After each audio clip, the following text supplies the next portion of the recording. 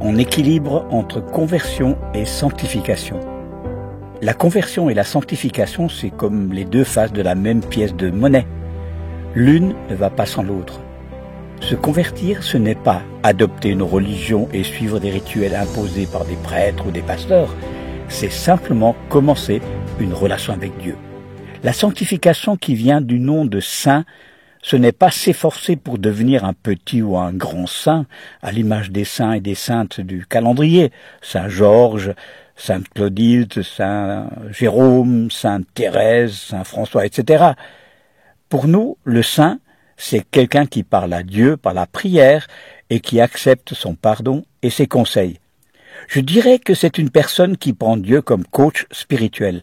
Elle devient une sorte de sportif spirituel. Non, détrompez-vous, Dieu ne cherche pas à créer une élite de sportifs spirituels pour ces Jeux olympiques de l'éternité. Si Dieu nous coach, c'est pour notre bien. Il y a tout un processus pour arriver à un bon niveau sportif qui comprend les entraînements, la manière de se nourrir et aussi de se reposer. C'est une forme de sanctification. Lorsque l'apôtre Paul écrit dans une de ses lettres aux églises que nul ne verra Dieu sans la sanctification, il veut dire que si quelqu'un ne pratique pas tous les jours la spiritualité chrétienne, il est comme une personne qui ne regarde le sport qu'à la télé ou sur le net. Il en connaît toutes les règles, mais ne sera jamais un footballeur, une tireuse à l'arc, ou un bon basketteur, handballeur ou patineuse. La sanctification, c'est comme un exercice d'équilibre sur une corde élastique. C'est un peu le symbole de la vie spirituelle. On doit apprendre à la maîtriser. Et cet exercice est avant tout pour nous. Par exemple, si le jeune homme maîtrise l'équilibre, il va aussi, lorsqu'il marche sur la terre ferme, refléter cet équilibre dans sa démarche. Il aura de l'assurance. Il va sûrement affronter les difficultés de la vie sous un tout autre angle qu'une personne sans entraînement. Notre sportif remonte en entraînement chaque fois qu'il rate une figure. Le bon coach sportif ne va jamais l'engueuler s'il tombe.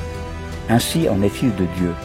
Il va s'attrister peut-être parce que tu arrêtes parfois l'entraînement par fatigue ou par manque de résultats. Ça lui est aussi égal que tu sois supérieur en maîtrise à un autre.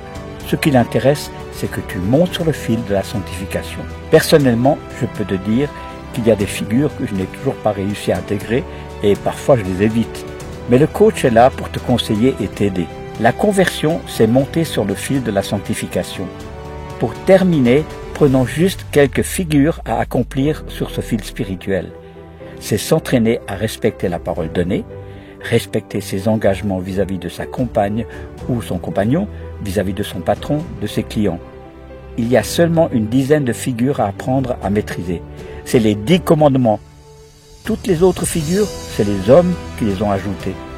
La manière de s'habiller, de manger, de boire, de faire la fête ou pas, le style de musique que tu écoutes, le montant de la dîme que tu donnes, ce n'est pas aussi bien défini dans le grand livre du coach.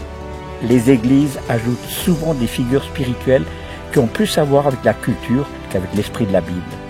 Et voici le psaume 15 qui donne quelques lignes de conduite essentielles. Psaume 15.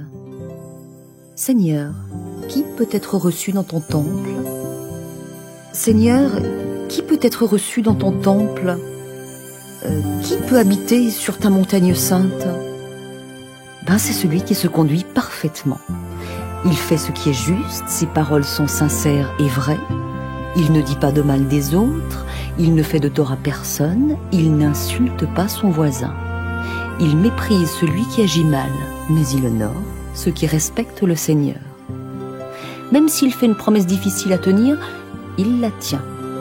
Il prête son argent sans intérêt. Il n'accepte pas de cadeau pour accuser un innocent. Celui qui se conduit ainsi ne risque pas de tomber.